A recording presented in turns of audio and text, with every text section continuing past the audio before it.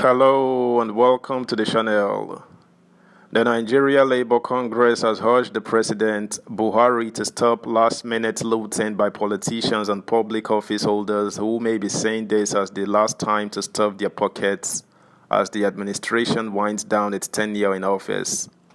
Subscribe, like, share, and comment. Thank you. Halt last-minute looting, Labour tells Buhari. Organized labor yesterday raised the alarm over what it described as last-minute looting of the treasury by outgoing governors, ministers, and other political office holders and called on President Muhammadu Buhari to do everything possible to stop them.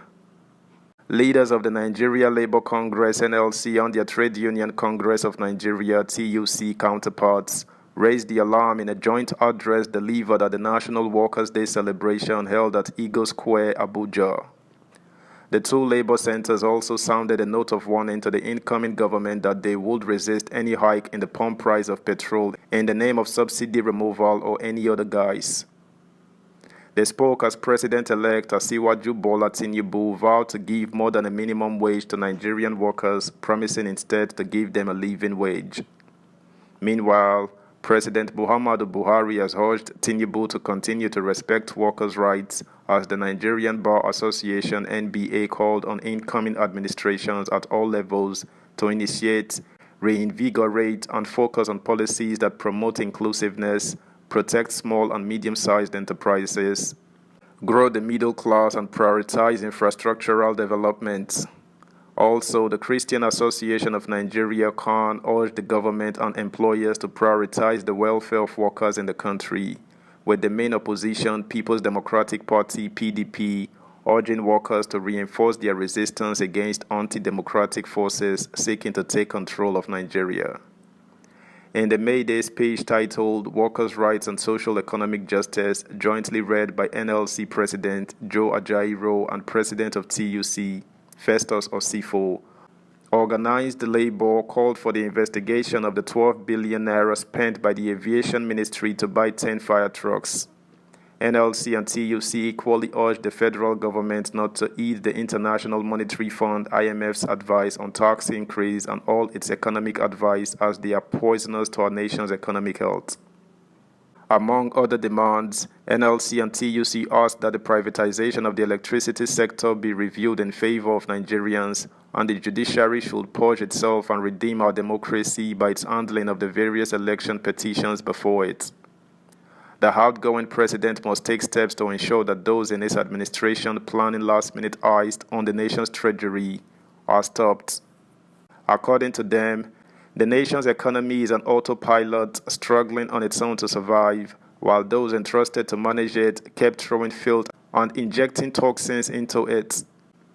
They lamented that the nation had gone deeper into a serious debt trap, saying, "Our debt profile as a nation must worry every patriot, and it worries us not just as workers, but also as citizens of Nigeria.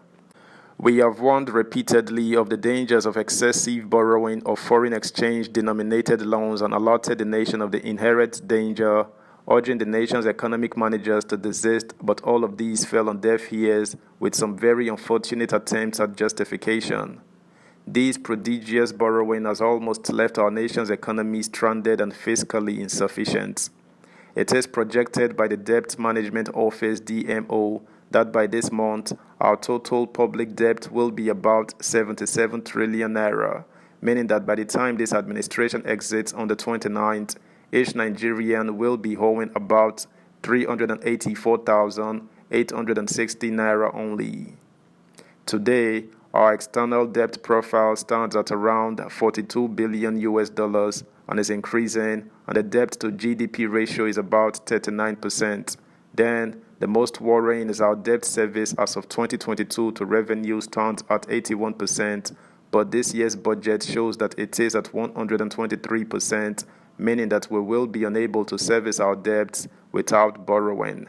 That is, for every 100 naira we earn as income, we need to borrow an additional 23 naira from somewhere just to pay interest on our debts. It looks like in our nation, the only reason we borrow is to steal because we cannot see its benefits for the people. We insist that while nations can borrow for productive reasons, such as investments in well-thought-out projects, it is unhealthy to borrow for consumption. Even a child knows this, and that is why we are surprised that at this dying period of this administration, it has decided to receive loans of 800 million US dollars as it claimed to cushion the suffering it plans to inflict on the masses of this nation. If this is not a cash out, then it is entirely ill-advised and counterproductive given the history of such in our nation. Subscribe, like, share, comment, and please turn the notification bell on. Thank you.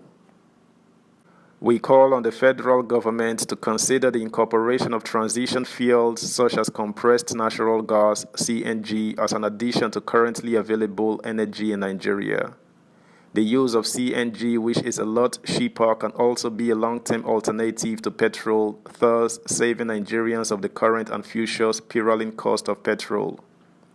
We urge our economic managers to be more prudent and seek ways to deliberately diversify our economy by deepening manufacturing capacity and investing in human capital that will drive youth creativity, which is key to industrialization. We advocate a freeing of capital for MSMEs and then a deliberate direct investment by governments at all levels in setting up manufacturing entities across the nation. Hiding under the neoliberal maxim that the government has no business in business rings hollow and is not true. In a weak economy like ours, the government has business in business, and we must invest in businesses to drive economic growth in our nation.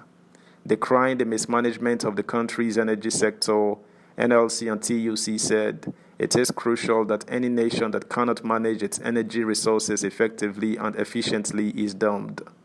One of the key factors holding us down as a nation is our inability to manage this sector effectively for the benefit of the citizens and the nation. Power, however it is generated, remains key to jumpstarting any economy, while oil and gas is critical to robust energy sources in every country. It is therefore crucial for the government to work with the people to create frameworks that would make energy work for Nigerians instead of for the few who have succeeded in capturing the state. That's the news, guys. Thanks for listening. Until next time, bye.